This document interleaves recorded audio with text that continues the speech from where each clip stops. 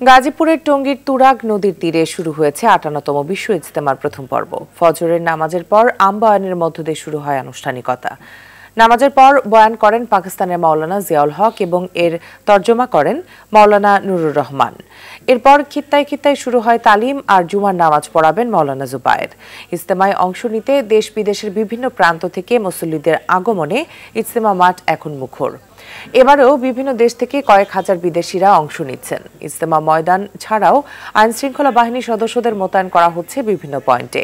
অনেক রাস্তায় যানবাহন চলাচল সীমিত করেছে ট্রাফিক বিভাগ। এবারের ইজতেমা শুরাই নিজামের অধীনে ২ ধাপে অনুষ্ঠিত হবে।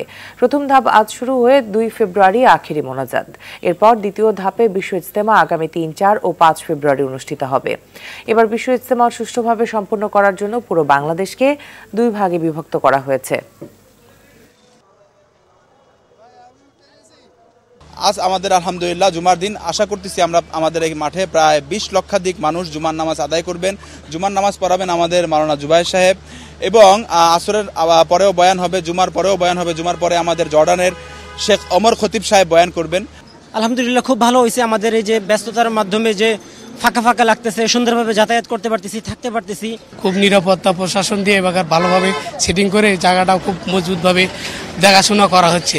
এত নর্মিয়তভাবে প্রত্যেকের মাঝে ছড়িয়ে দেয় যাতে মুসলিম বিধর্মী কারো মাঝে যাতে বিভেদ সৃষ্টি না হয়। মূলত এই তাবলিগ জামাতটা এটাই উম্মতের মাঝে শিক্ষা দেয়। দর্শক, এই মুহূর্তে বিশ্ব ইজতেমার মাঠে আছেন সহকর্মী সাকিবুর রহমান। সাকিব, আইন শৃঙ্খলা পরিস্থিতি কেমন দেখছেন এবং মুসল্লিদের উপস্থিতি কেমন জানাবেন?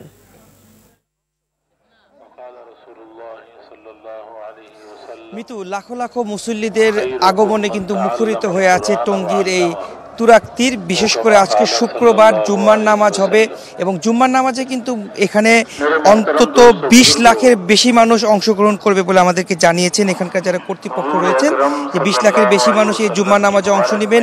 অনেক বড় একটি নামাজ হবে এবং এই ঢাকা শহরের আশপাশের যারা এলাকার মানুষ আছেন তারাও কিন্তু এখানে নামাজে অংশ নেওয়ার জন্য উপস্থিত হবেন। এছাড়াও আমরা এখানকার যারা আয়োজক রয়েছেন তাদের সঙ্গে কথা বলে যেটি জানতে পেরেছি যে ৭২টি দেশ থেকে কিন্তু বিদেশি যে মুসল্লি রয়েছেন তারা এখানে এসেছেন। এখন প্রতিটি খিত্তায় খিত্তায় তালিম চলছে এবং বিশেষ কিছু আয়োজন তারা রেখেছেন। কয়েকটি বিশ্ববিদ্যালয়ের শিক্ষক এবং শিক্ষার্থীরা এখানে আসবেন, তাদের এখানে তালিম দেওয়া হবে এবং পাশাপাশি কিন্তু যারা এখানে এসেছেন তারা বলছেন যে আসলে ইসলামের পথে তারা কাজ করতে চান, আল্লাহকে সন্তুষ্টির জন্য তারা কাজ করতে চান এবং সারা বছর যে তারা বিভিন্ন জায়গায় তবলিগ জামাতে অংশ নেন তারই একটি মিলন মেলা বলা চলে এই বিশ্ব ইজতেমা। এবং এই বিশ্ব ইজতেমার পরে কিন্তু আখিরি মোনাজাত হয়। সেই মোনাজাতের পরে কিন্তু তারা আবারও সেই যে তাবলিগ জামাত, সেই জামাতে কিন্তু বিভিন্ন সারা দেশ বিদেশে তারা বিভিন্ন জায়গায় ছড়িয়ে ছিটে পড়ে ইসলাম প্রচার করার জন্য।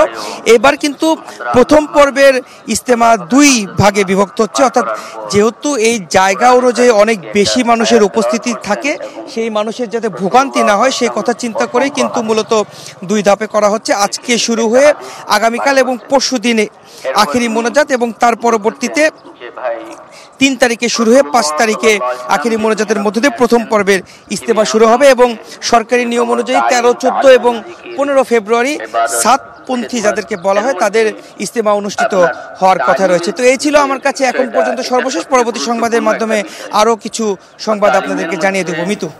সাকিব, অসংখ্য ধন্যবাদ আপনাকে আমাদের সাথে যুক্ত হবার জন্য।